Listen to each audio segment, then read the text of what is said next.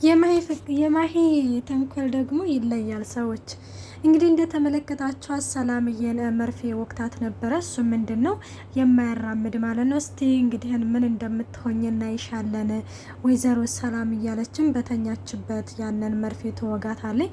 እና መርፌውን እንግዲህ ስትወጋት ሰላምዬ በቃ መነሳት እስከሚያቅታት ምናምን ናታን በነገራችን ላይ ያው ብዙ ጊዜ ማታ ማታ ወደ ክፍሏ እየሄደ ደህና ደር እያለ ምናምን ይሄድ ነበረ። ግን ዛሬ ላይ በር ሲያንኳኳ ናታን በር እያንኳኳ የሰላምዬን እንግዲህ ሰላምዬን በሩን አልከፈተችም ነበረ። ግን ናታንም የሆነ ሌላ ተንኮል ነገር ምንም ነገር ምን ትሆናለች ብሎ ይህንን ነገር አላሰበም።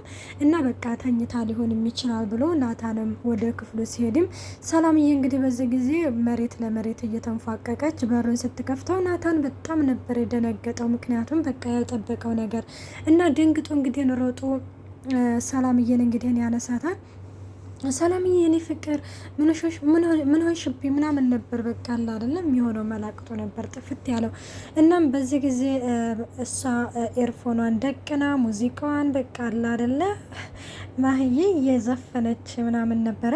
እና በዚህ ጊዜ እንግዲህ ከሮዛ ትወጣለች ማለት ነው። ሮዛም እንግዲህ ስትመለከታት የሰላምዬን ሁኔታ በጣም ትደነግጣለች። ምን ሆነሽ ነው ሰላም ምን ሆነሽ ነው ምናምን ብሎ እንግዲህ ቤቱ ሲረበሽ ማሚና ማሂ ይመጣሉ። ምንድነው ምናምን ስትልም እንግዲህ ሰላምዬን አሟት ይሏታል። እና ታዲያ ምንድነው እሷ የታመመች እንደሆነ ቤቱ መረበሽ ያለበት እንደ ስትልም እና ሮዛ በዚህ ጊዜማ የታመመው እኮ ሰው ነው እንዴት እንደዚህ ታያለሽ ስትልም እንግዲህ እንትን ትላለች። እና በዚህ ጊዜ እነሱም ቆይና እና ታዲያ እሷ የታመመች እንደሆነ የእናንተ መርበትበት ምን ይሉታል እያሉም ሰላምን ማለት ነው ማሂና ማሚ ምንም አልመሰላቸውም። በቃ የሰላም መታመም አለ አይደለ እንደ ማንኛውም እንደ ተራ ነገር ነው የተመለከቷት። እናም ናታን እንግዲህ ሰላም ይችን ሮዛን ማለት ነው በቃ አምቡላንስ ጥሪ አሁኑኑ አምቡላንስ ጥሪ ብሎም ታቅፏት ይሄዳል ማለት ነው። እና ታቅፎ ሲሄዳት እንግዲህ ማሚና ማሂ በጣም ተናደዱ። እንዴት ታቅፏት ይሄዳል በማለት ማለት ነው። ምክንያቱም አለ አይደለ አንዳንድ የሆነ ሰራተኛ ላይ እንደ ተራ ነገር አድርገን የምናየዋለን። እና ማሚም በዚህ ጊዜ በጣም ትናደድና ለማሂ ምን ትላታለች፣ ነገውኑ ቀለበት ታደርጋላችሁ በማለትም ትነግራታለች። ማሂም ይሄንን ነገር ማመን ነበር ያቃታት። ምክንያቱም የምትፈልገው ይሄንን ስለሆነ በቃ በደስታ ተዋጠች። እና ናታን እንግዲህን ሰላምን ታቅፏት ሲሄድ ወደ ሆስፒታል ተናደደች። እና በፊት እንግዲህ ካሁን በፊትም ናታንንና ማሂን ቀለበት ታደርጋላችሁ ምናምን ብላ ደግሞ ጊዜ ስጭን ብላ ጊዜ ሰጥታ ነበረ። ግን ዛሬ ላይ እንግዲህ በቃ ቀለበት ካደርጋላችሁ በቃ ውሳኔ ነው ብላ ትወስናለች ማለት ነው።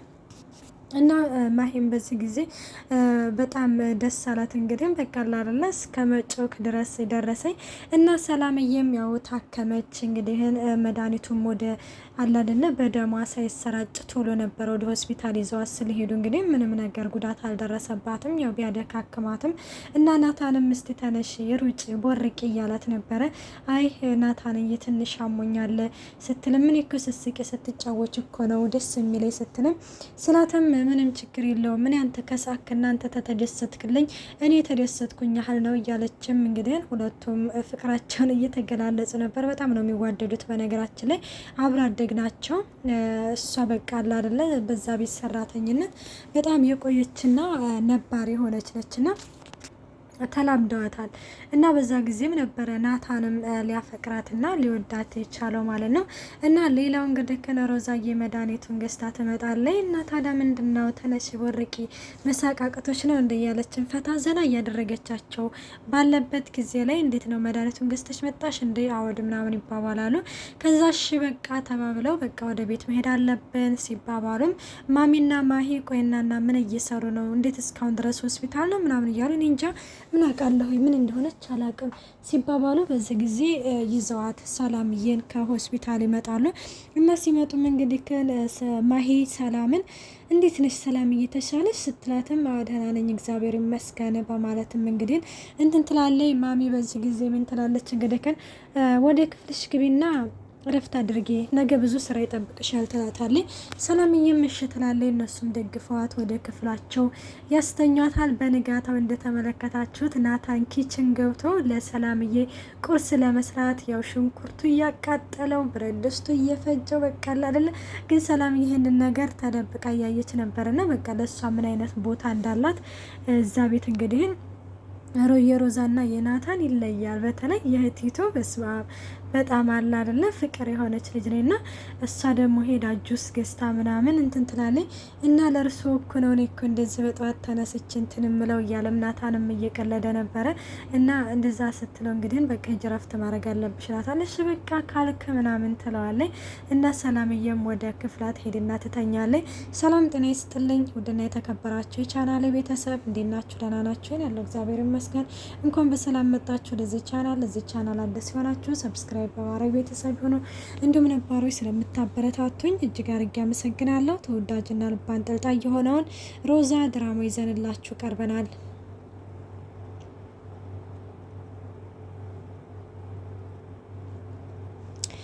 እና ወዶቼ ሮዛዬም ሄዳ ጁስ ገዝታ እሱም ደግሞ ፍርፍሩን ሰርቶ ሰላምዬ ክፍል ሁለቱም ከችላሉ። እንዴ መቼም ቁርስ ሰርችላን ነው አትለኝም ማለት ስትለም እና ታዳ ሰርችላን ነው እያለም እና መቼስ እንዳንቺ እንደ ጎረምሳ ውጭ ውጭ እንዴት ጁስ ተገዝቶ ይመጣል ጎረምሳ ይመስል እያላት ነበረ።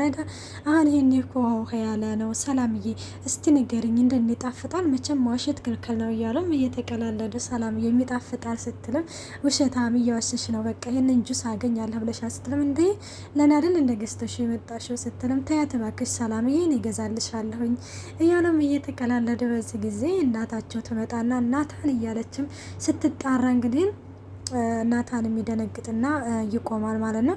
በዚህን ጊዜ ምንድን ነው እናንተ ይች ልጅ ቆይ ምን አስነክታችሁ ነው እንደዚህ ምን ነው ካላዘልናት ምን ነው ሽሩሩ ካላልናት አላችሁ ምናምን ስትልም እንግዲህ ማሚ ስላመማት እኮ ነው እና ታዲያ ካመማት ልብሷን ይዛት ሄዳ አለች።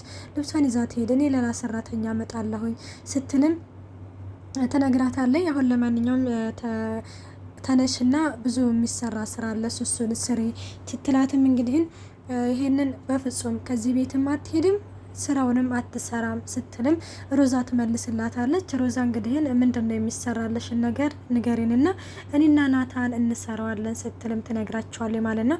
እና ለማንኛውም ናታን ሙሽራ ነው ስትልም ሁሉም ይደነግጣሉ እዛ ቤት። ምን ማለት ነው ናታን ሙሽራ ነው ማለት ምን ማለት ነው አሉ።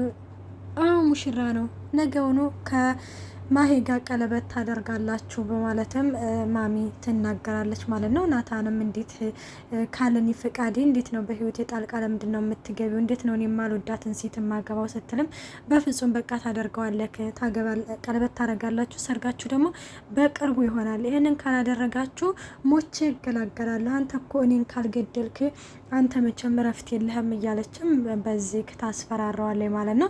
እሱም እንግዲህ ግን ያው ምንም አማራጭ የለውም በቃ ምን ማድረግ እንዳለበት ራሱ በጣም ግራ ይጋባል ማለት ነው።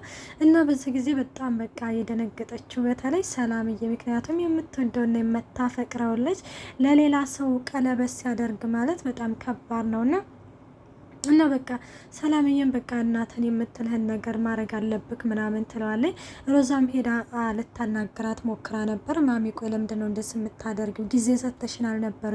ጊዜ ስጭን ብለንሽ ሰጥተሽን አልነበረም ወይ? ለምንድን ሀሳብሽን የቀየርሽው? ስትላትም ሀሳቤን መቀየር መብቴ ነው በቃ አሁን ናታን ላንች ሁሉንም ነገር ይነግርሻል። ስለዚህ አንድ ነገር ንገሪ ምናምን ስትላትም ምንድነው ስትልም እንዴት ነው ናታን በህይወት ውስጥ ሌላ ሴት አለችው ስትልም እና ታዲያ ማሚ ናታን ገና ለገናው በሱ ህይወት ውስጥ ሌላ ሴት አለችው ብለሽ ነው እሱን ለማትወደው ሴት ለማይወዳት ሴት ልትድሪ የተነሳሳሽው? ስትላትም በቃ በሚያገባሽ ነገር አትግቢ። ስለዚህ በቃ ናታን ቀለበት ያረጋል ብያለው ያረጋል ስትልም እንትን ትላለች። መታረዛ እንግዲህ ያው የቀለበቱ ፕሮግራም ማሚ እንዳመረረች ትናገራለች።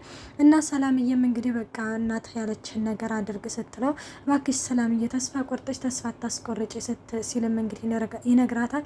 በቃ እናትን መጋፈጥ እስካልተጋፈጥክ ድረስ የኔና ያንተ ነገር እዚህ ላይ ያቆማል በማለትም ሰላምዬም በጣም ትናደድና እንግዲህ ትሄዳለች። ሮዛም ወደ ኪችን ሄዳ እስቲ ይሄን ልብሴን ሰሪልኝ፣ በስተመጨረሻም ናታንም ለኔ ቀለበት ሊያደርግልኝ ነው እያለችም እንግዲህ እንትን ትላታለች። የቀለበቱ ፕሮግራም እየተካሄደ ባለበት ጊዜ ለማሂ ስልክ ተደውሎላት ነበረ። ምን ይመስላችኋል? እንግዲህ ያው ማሂም የቀለበቱ ፕሮግራም እዚህ ላይ ተቋይቷል እና ወዶቼ ቀጣይ ይዘንላችሁ እስከምንቀርብ መልካም ቆይታ። አስተያየታችሁን በኮሜንት አስቀምጡልኝ። ቀጣይ ፓርት ይዘንላችሁ እንቀርባለን። መልካም ቆይታ። ባይ ባይ።